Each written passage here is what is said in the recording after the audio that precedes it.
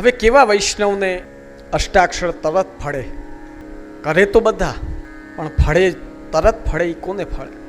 તો જેના હૃદયમાં આટલોક પણ અન્યાશ્રય ન હોય એવા જીવાત્માને એક અષ્ટાક્ષર પણ એક માળા જેવો ફલ આપે. જો તમને ગણાવી દઉં, આપણા કોઈ પણ હું કે તમે હો, આપણાથી જ્યારે કોઈ ગલતી થાય, પાપ થાય, તો એની અસર ક્યાં ક્યાં આવે? પેલી આપણા તબિયત ઉપર આવે, પૈસા ઘટે, ટીકડીઓ લેવી પડે, મૂડ બરાબર ન રહીએ, ઝઘડા થાય, પેટ બરાબર ન રહીએ, માથું દુખે. શરણાગતિ પદાર્થ એવો છે વૈષ્ણવો. આચાર્ય ચરણે સ્વમુખથી જે અષ્ટાક્ષર કયો છે, એક વાત માનજો કે આપણે સંસાર સાગર, દુઃખ તો આવવાના જ છે, પણ આવવાના જ છે. મેં પ્રાય વૈષ્ણવને જોયા છે કે દુઃખ પડે ને ત્યારે કે હાલો અષ્ટાક્ષર કરીએ, હમણાં તો બહુ તકલીફ છે, આપણે કંઈક ભગવાનનું નામ લઈએ.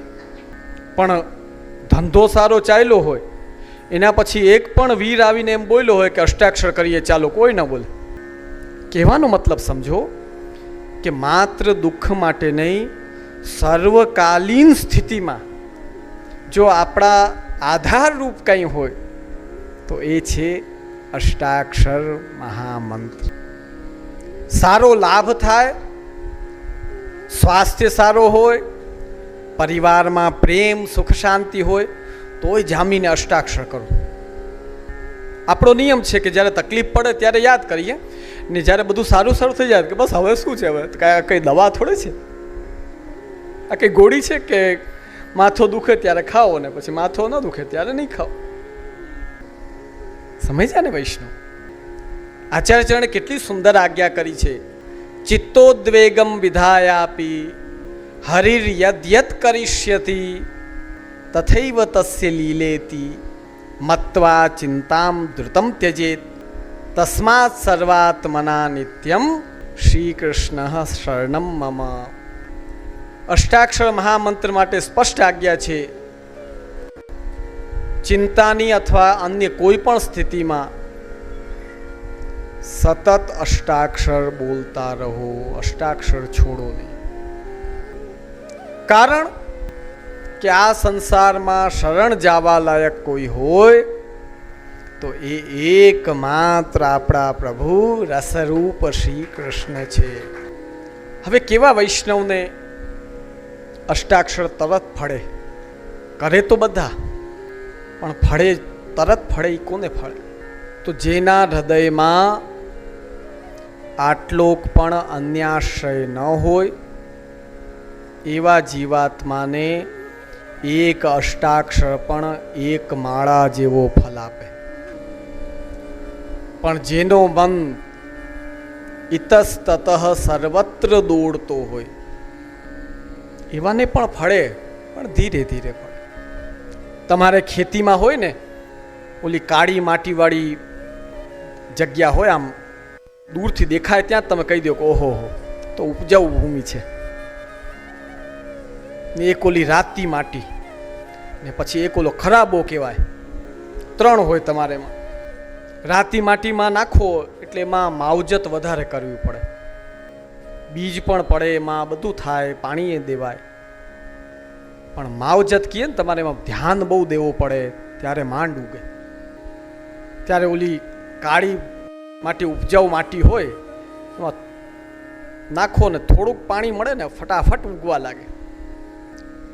ને ખરાબામાં સારામાં સારો ઉર્વરક બીજ નાખો, પાણીના ઢગલા કરી દો તો પણ ઉગે. એમ આસુરી જીવ છે એ ખરાબા રૂપ છે, એ 10 અષ્ટાક્ષર બોલી લે તો પણ એને અસર કરતો નથી.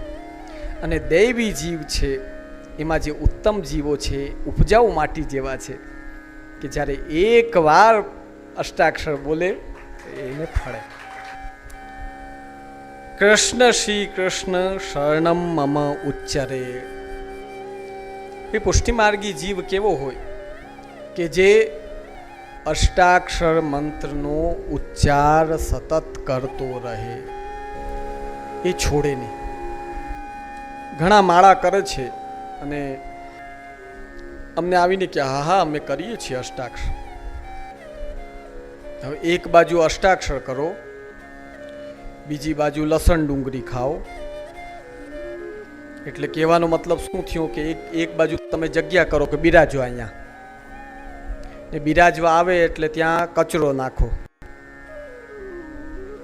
હું ઘણીવાર આ દાખલો દઉં સમજવા માટે કે આપણે કોઈ પણ જગ્યાએ જઈને બેસીએ તો એની પહેલાં જોજો તમે તમારો રૂમાલ કાઢી ત્યાં આમ આમ ઝાટકો કરો. કે આપણે ક્યાંય પણ તમારે બેસવાનો કે શેરી ગલીમાં પણ ઓટલે પણ બેસવાનો સમય આવે તો આપણે તરત પહેલાં એક ઝાટકો મારીએ. ભાઈ કેમ? કારણ કે એક વસ્તુને આપણે માનીએ છીએ કે ભાઈ કચરામાં બેસાય નહીં. બોલો બેસશો કોઈ? કેમ ભાઈ? બેસો બેસો, આનંદથી બેસો, એમાં શું વાંધો? તરત મુદ્દો આવે કે ભાઈ કચરો હોય ત્યાં ન બેસાય, સ્વચ્છ જગ્યા ઉપર બેસાય. એમ આપણો જે અંતઃકરણ છે જેમાં મન, બુદ્ધિ, ચિત્ત, અહંકાર આ ચાર વસે છે. અહંકાર એટલે દેહાભિમાન, આ હું છું. ચિત્ત એટલે મેમોરી, બુદ્ધિ એટલે ઓર્ડર કરવાવાળી, મન એટલે ગોટાળા કરવાવાળું. આ ચાર જ્યાં ભેગા થાય એને શું કહેવાય? અંતઃકરણ. જ્યારે તમે અષ્ટાક્ષર બોલો, આ વાણીથી અષ્ટાક્ષર નીકળે, પાછા કાનમાં પ્રવેશ કરે, પાછો અંદર પધારે, પાછો આ વાણી દ્વારા નીકળે.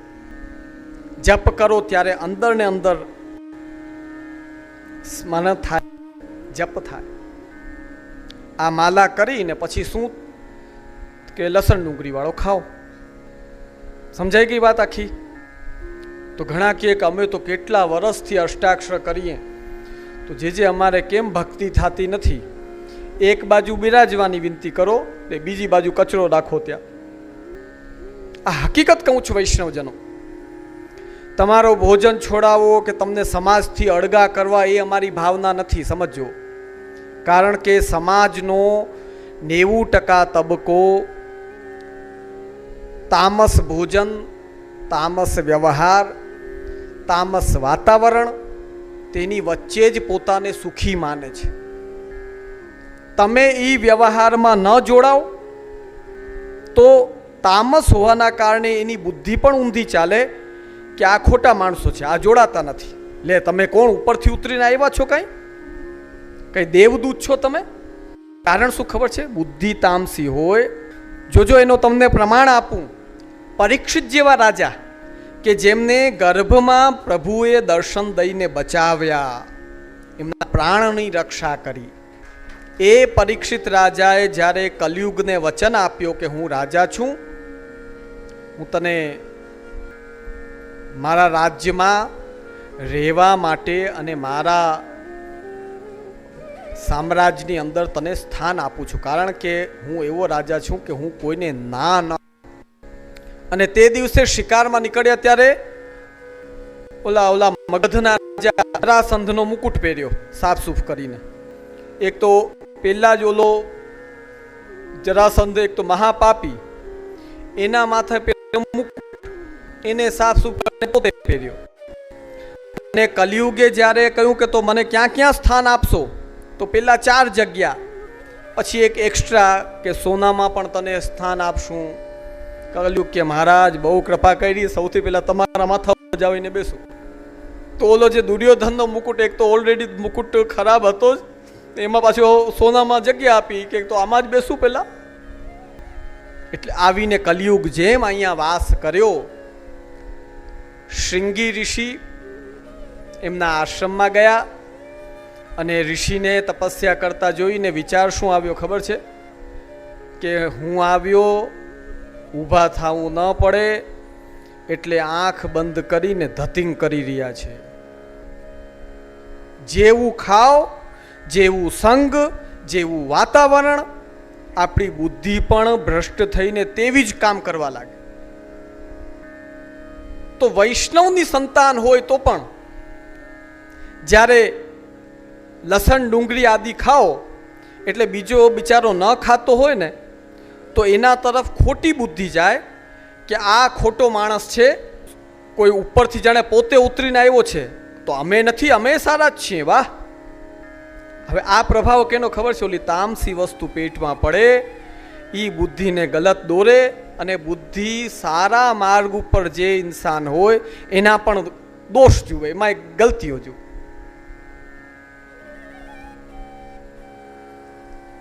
એટલે આપણા માર્ગમાં કહેવાય કે ધીરે ધીરે આ બધી તામસી વસ્તુ યથાશક્ય જલ્દીમાં જલ્દી છોડો. એ જીવનમાં નહીં રાખો.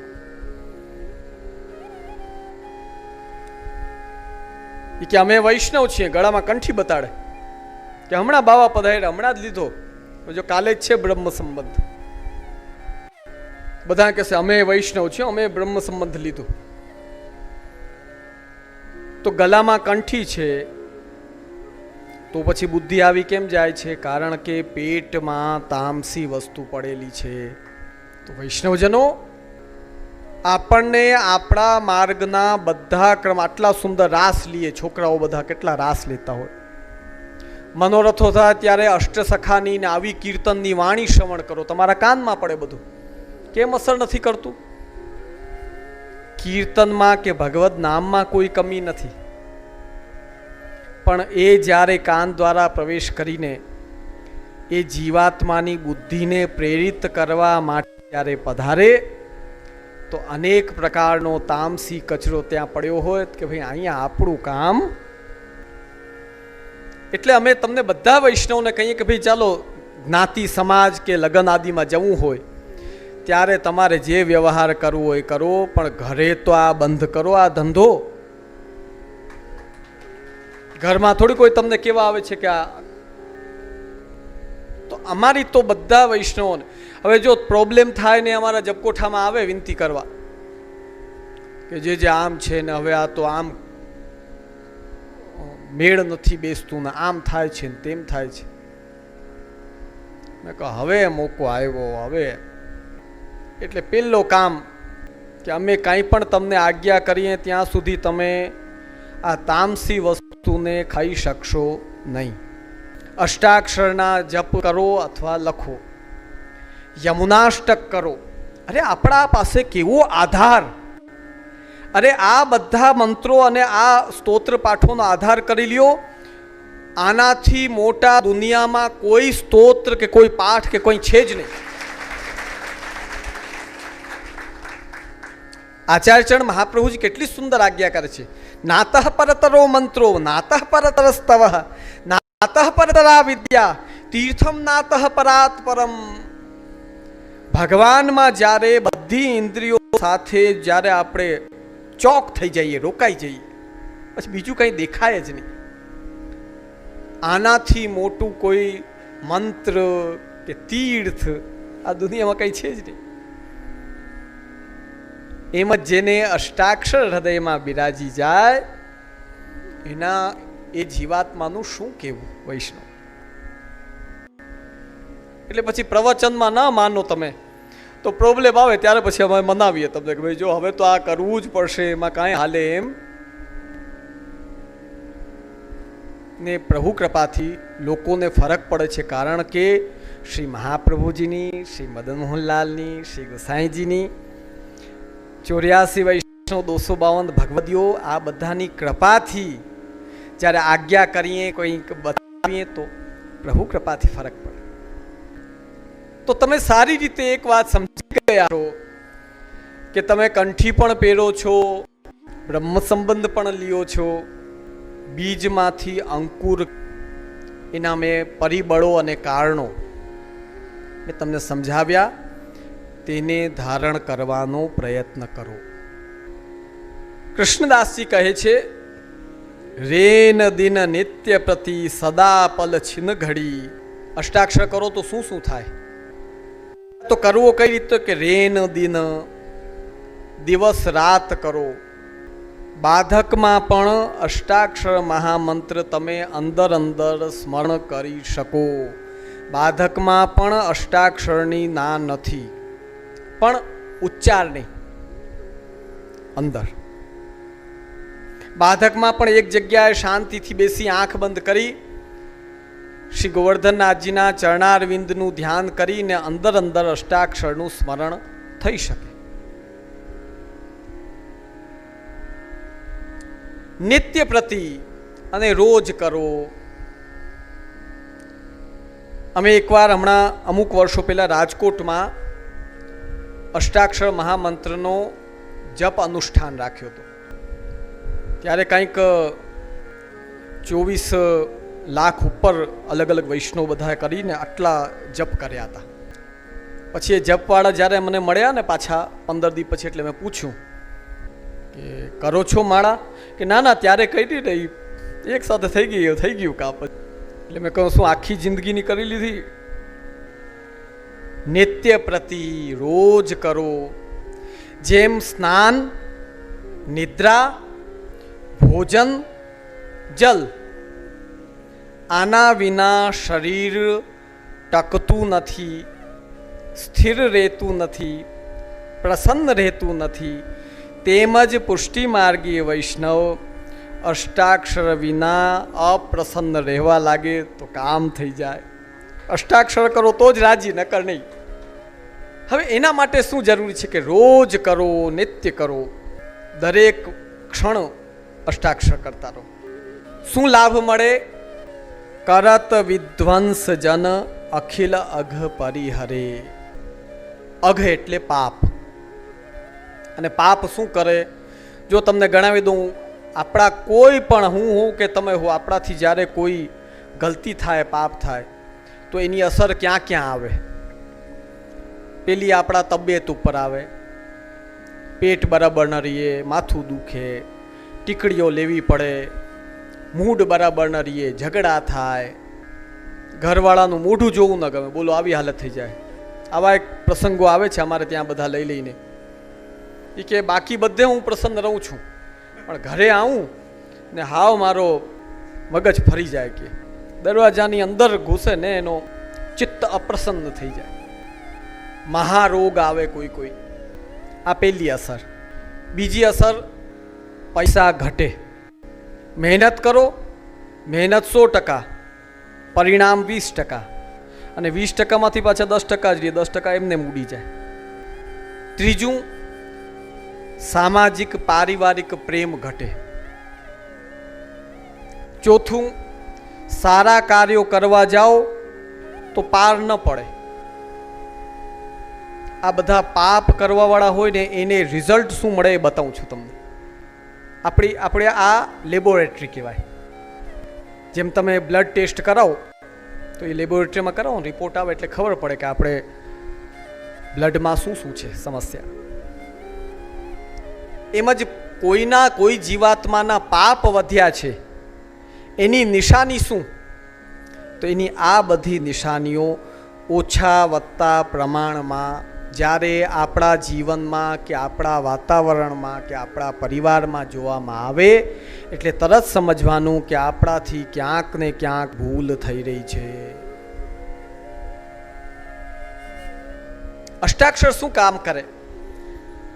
કરત વિધ્વંસ જન અખિલ અઘ પરિહરે. અખિલ અઘ, કેવી પણ આપણાથી ગલતી થઈ હોય એ બધી ગલતીઓનો નિવારણ જો કોઈ કરતું હોય તો એ કરે છે અષ્ટાક્ષર મહામંત્ર. કેવી ગલતી થાય આપણાથી,